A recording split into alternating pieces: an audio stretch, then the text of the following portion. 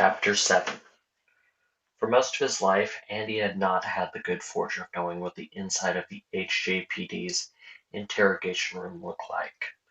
He wasn't greeted by the cigarette-stained yellow walls that were probably white at one point. He wasn't overly familiar with having his hands cuffed and attached to the floor by a long chain. What he was familiar with was the pressure that had built up in his midsection. He had had to piss for the last 30 minutes and it felt as though he was going to throw up from the lack of relief. The door opened and the suits entered. They took their seats across from Andy. But there was still this physical and emotional distance between them.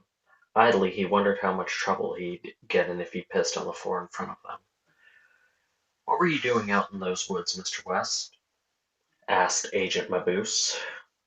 Andy didn't like the glare he was getting from Mr. Saucer Eyes and turned away from him. "What's it to you?" asked Andy. "He asked you a direct question," said Agent De Silva. "It'll be in your best interest to answer him." "Why should I?" asked Andy. "It's clear you already think I did something.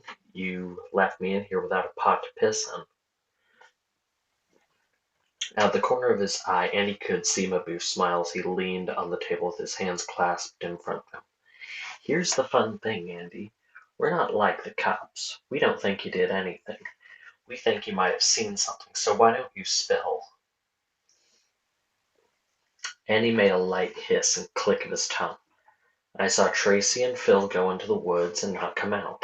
It's the same thing I told that cunt when she dragged me out of the woods, and it's the same thing I have to say to you day players." Andy watched as De Silva's hands clenched into fists, and he smirked. He knew saying that word would get her hot under the collar. He expected her to rush across the table in a sudden display of violence like Clydesdale might if she was in Agent De Silva's position. Instead, he was met with an odd air of calm. "That's quite the choice word," said Agent Maboose. "Day player. Care to elaborate on what you mean by that?" Andy blew air out of the side of his mouth. "Why should I?"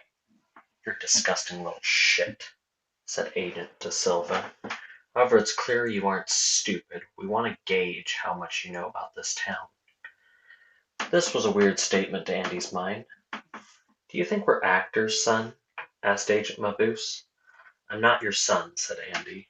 "And as for your question, yeah, I think you are. After all, why would you be here? This whole thing has stunk since the beginning. You're actors. I bet nobody's even dead. Brian's going to return before his 18th, and we're going to look on at how stupid we were for playing this game." Andy made the mistake of leveling his gaze with Agent Maboose.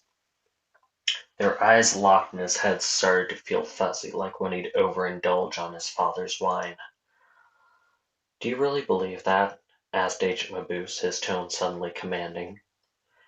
Andy felt the words drip, drip, drip out of his mouth, like water from a busted tap. "Yeah, things like this happen all the time. Not that horror movie gimmick, but fantastical, like something from a movie." Agent De Silva produced a file folder, and when it opened, it spilled its contents all over the table. And he found his gaze drift from Agent Maboose, and he was flashbanged by gore. The fuzziness in his head was gone, replaced by sheer revulsion. He suddenly remembered that he had to piss. Polaroids and all kinds of high-quality photos of the crime scenes. He saw Brian's body split open from neck to crush like a side of beef. Brian's dad lay dead in his own front yard with his throat cut. There were a few more recent photos. His friend Phil was missing his arms and had a cleave in the middle of his head.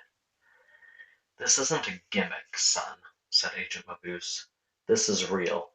This the most real you've ever experienced in your entire life." "Where are his arms?" asked Andy. "We're still searching for those," said Agent De Silva. Andy tore his gaze away, looking up the hissing fluorescent light above them to avoid seeing the gore. "He was the only one who died, though," said Maboose. Miss Tracy Summers ended up walking away with half of her hand. She's the first piece of evidence that tells us that you aren't a killer's son. Annie mouthed half her hand. Ditto to your friend Mr. Spencer, said Agent De Silva. Annie closed his eyes and carefully considered the night he went out into the woods to mourn Brian with his friends. He couldn't escape the pictures, though. He felt them on the table in front of him. It was like he was standing in front of a stove and could feel the heat radiating off the burners. We have to solve this as quickly as possible, son, said Agent Mabuse. His tone was level but biting. It seemed to sink into Andy's mind as each word crept from his lips. Did you see anything? I saw lights. Tiny lights. Barely anything. Burst of blue, white, and red. The colors of an American flag. Or a police siren, said Andy. He opened his eyes and locked with Mabuse again. The weird fuzzy sensation wasn't present. Agent De Silva stood and rapped on the door before saying, "Cut him loose." Andy was finally able to relieve his bladder.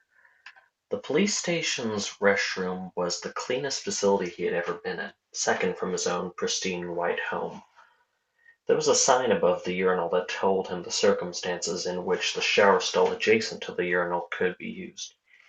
He imagined breaking all the rules and showering anyway to get all the paint nonsense off of him before he got home.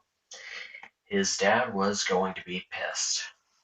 Andy took the length of his shit between his fingers and squeezed it like a tube of toothpaste from base to tip to work out that last bit of urine. He stepped out of the bathroom, and after zipping and cutting across the room, his path was followed by the eyes of Officer Clydesdale.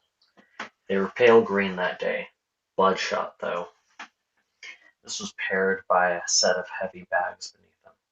For someone who was always on his ass when he broke the law, he almost found it shocking that she was somehow flummoxed by a few murders.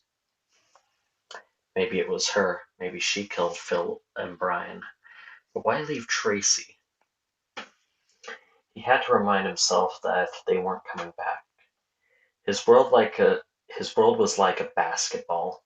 It had been deflated and shrunk, and there was no way to inflate it back to its original size. He stepped out of the station and was immediately hit by a catastrophic brick breaker of Judd's fist. Before he could reply with a show of his own violence, he was seized by the collar of his shirt, which the station was kind enough to give him. His left eye was beginning to sting, and he had to squint to ease the burden of pain. Judd brought him to eye level. "You absolute jackass!" he shouted. "They had me sitting in a cell for hours." "You act like it's my fault," muttered Andy. Judd brought his fist back, readying for another attack, but he lowered it. "Fuck, man. Can you just can't I can't handle this right now." "Can't handle what?" asked Andy. "Can't handle feeling like this?" "They showed me pictures, man," said Judd. "They had me sit in my own vomit for like an hour because I didn't know anything. If you hadn't called us into the woods, none of this would have happened. Phil would still be alive." "So I'm a piece of shit, is that it?" offered Andy. "Accept that. I am. What's it to you?" "You might as well have hacked him up yourself," growled Judd. "I'm done. Don't you ever talk to me again." "Yeah?" said Andy as Judd wandered off. "Let's see how long you last without me, dipshit." With those parting words, Andy's world shrunk a little more.